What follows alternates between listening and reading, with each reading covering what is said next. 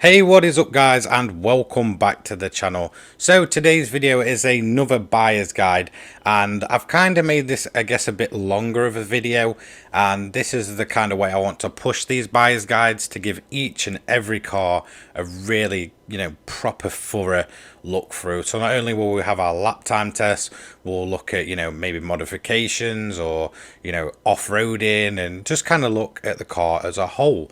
So let's get into this video. As you can see, this is the Mitsubishi Lancer Evolution 4 GSR 96. It's currently in the used car dealer.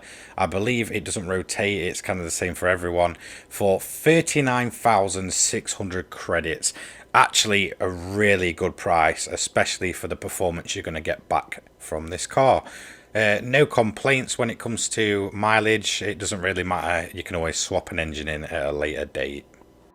So let's get on to our lap time. So this is where we basically take the car from standard, no tuning, no upgrades, and give it a good run around the Nordschleife and just see where it comes out. So this car is actually going to fall under the 500 pp category we've got, and obviously previous cars which have ran that are the Maserati, which came in the recent update, and the Ford Roadster. So I'm expecting this car to, I guess, maybe fall into about second place, because obviously the Maserati, while an old car, is very much a a classic racing car. So it'll be kind of cool to see how technology improved over what, nearly 40 years time gap between the Maserati and this Mitsubishi Evo.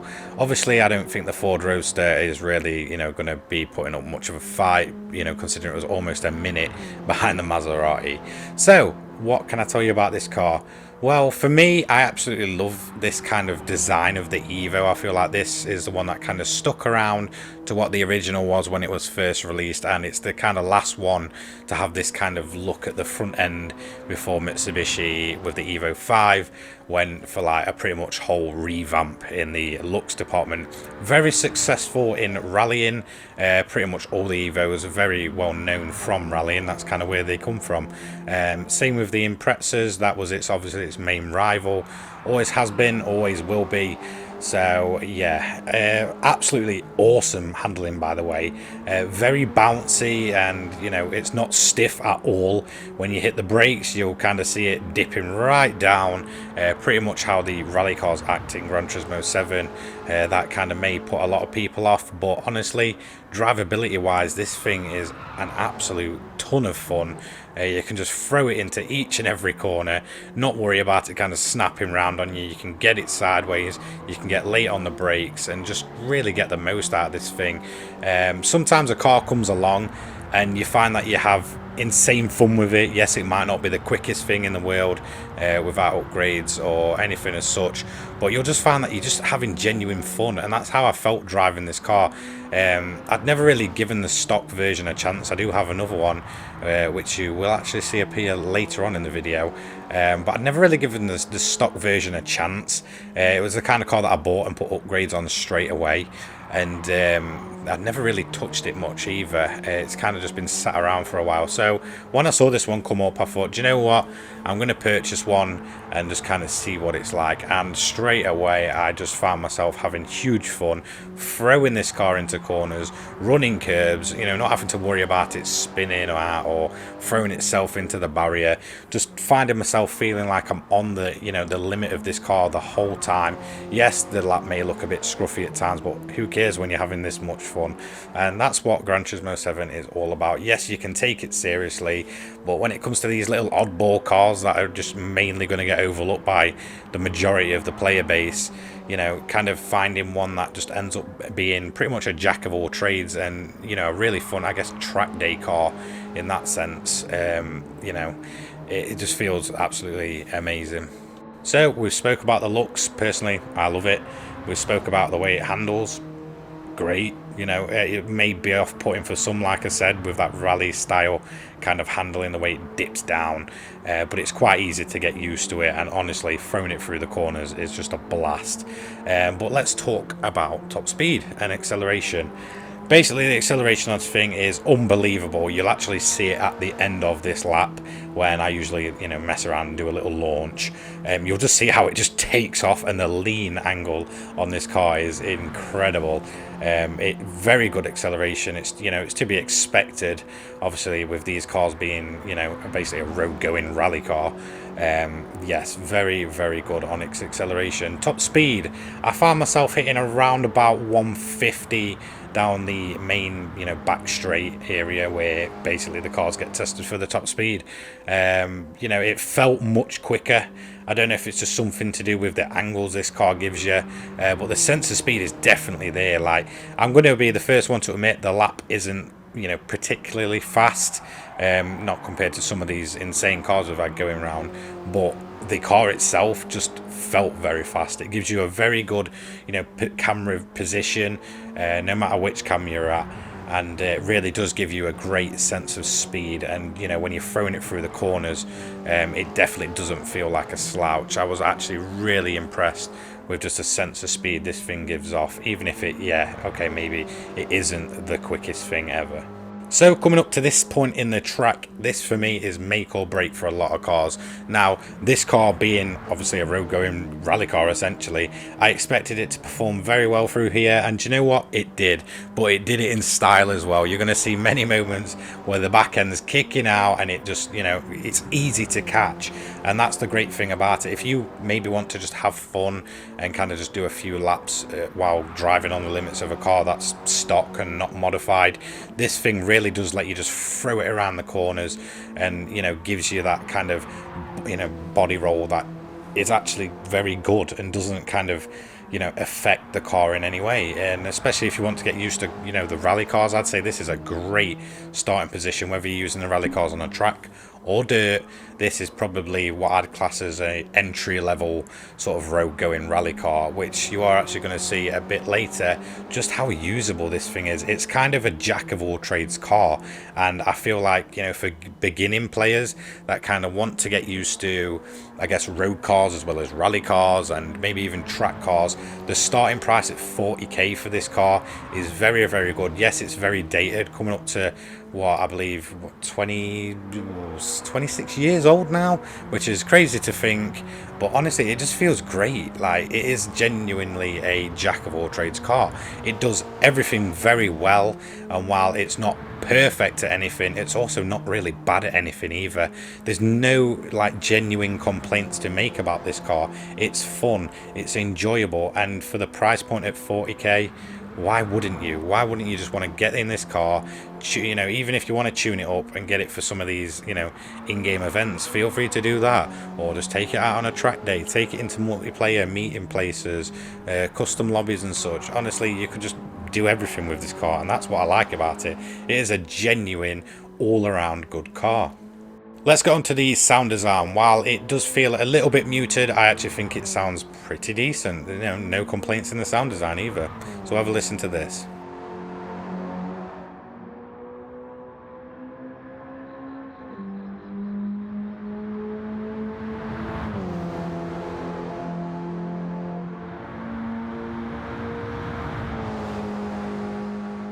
I've got to give Polyphony credit where it's due. The fact that sound design from GT Sport into GT7 has actually been very, very good. Obviously, Gran Turismo was always known for vacuum cleaner sounding cars, but they've definitely gone into that department and really improved the last couple of games in that way. I think the sound design of the majority of the cars, while sometimes a little bit lacks a bit of growl to it, they definitely do sound very good, and it's definitely a nice improvement to have. So we're coming up to the end of the lap, and as you can see, we're going to go a little bit wild. Just shows you how good this car is. Even when you're on the edge, it won't let you down. As we come into the final corner, and we're going to take the right hander, get the back end out on purpose, and come across the line. Very, very enjoyable lap. I honestly did not expect this car to be as good as it is in its stock form. And this is what I'm talking about with acceleration. Watch this launch. It just seems to disappear, really pull in as the back end dips down and the front goes up. No issues in the acceleration department there. So, onboard footage. I know a lot of you seem to really like this camera angle, so I'm keeping it. You know, this video may be longer, but I'm, going to show you what the interior cars look like. And it's pretty much spot on. If you've ever seen one of these things in the flesh that isn't, completely modified out, it's a pretty spot on interior. And yeah, I mean, typical 90s sports car, very, JDM plasticky looking. But, sporty nonetheless. And yeah, definitely somewhere I wouldn't really complain about seeing, even if it does look on the, I guess, dated side. But obviously this car, like I said, is like, what, 26 years old at this point, so we can't really complain too much. And a lot of car makers kind of went for the plasticky look, especially if you've driven cars from the 90s, which I've driven plenty of. Some of them, just pretty much all of them, look this way. But as you can see, very, very drivable, even on the onboard camera. And our overall lap time, it was 8 minutes 21.503. So, is it going to beat the Maserati? Which, if you did watch that video, which for some reason it didn't actually do as well as I thought it would.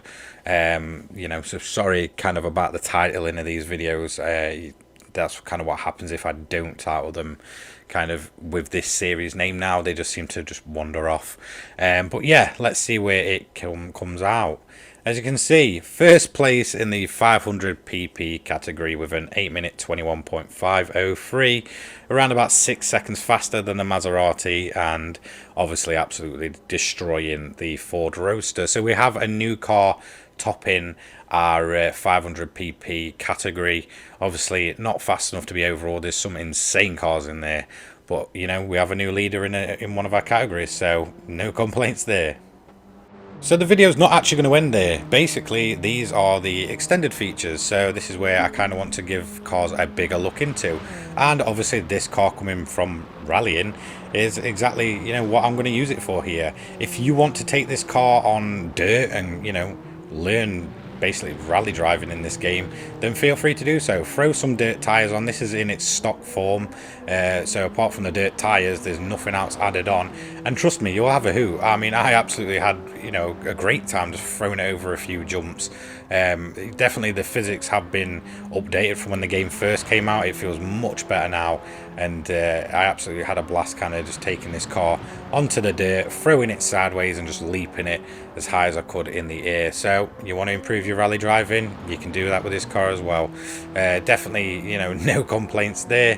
Again, like I said, it's an all-around car. And that's not it. Please welcome my other Evo 4. This is my full-out track-built Evo. Basically, it's as low as possible. It's got, roll cage, race parts, all that good stuff, and it's basically made for tearing up the track. Now, it's crazy going from the stock car, which feels very bouncy under, with the suspension, to this thing, which feels planted on the road. Honestly, it grips like there's no tomorrow. So I thought I'd take it a little bit of a race and give it a test out. So the AI is actually set to hard for this race, and you're going to see just how insane this thing is as we leap around sideways against most of them, and we're obviously going to use that insane top speed we've got. There's also another Evo 4 in this race with a big rear wing on it, so pretty cool to see. Obviously giving it that more modern, well, I say modern, the generation after's Evo back lights, so it's really cool that you can actually go back and change those as, we're just going to basically throw this car around just for the fun of it. I actually had a hoot, and the way this thing it doesn't lean at all, it just grips. It'll get sideways, but it's always under control. The power, the gurgling, the backfires, the anti-lag, all good stuff. Great sounding car, great feeling car, and very, very, very usable, even with as many upgrades as possible that you can actually put on these things. So yeah, definitely had a great time. So it just goes to show how versatile this car is. You want to use a track day car, you've got it. You want to take it rallying, you've got it. You want to take it racing in its most upgraded form and actually have fun and not be spinning out all the time, it does it too. So seriously, I absolutely love this car, no complaints, and it's damn surprising just how usable it is. And you know what? It actually gave me the idea to make these longer videos and kind of not just do the lap attack, basically, you know, pull it all in together and see like just how good the car is, whether it's upgraded, rallying, you know, again, just doing its stock Nürburgring time trial. And yeah, it's genuinely been a massive, you know, heap of fun really to make this video and kind of delve deeper into these cars and, you know, bring extra content to you. So, is this definitely a buy it now car? 100%. I mean, why wouldn't you? Go and pick one up. It's 40k. You can have hours and hours of fun, just whether you want to modify it, track it, rally it, you know, again, maybe even do what I do and take it around the Nürburgring at Nordschleife in its stock form.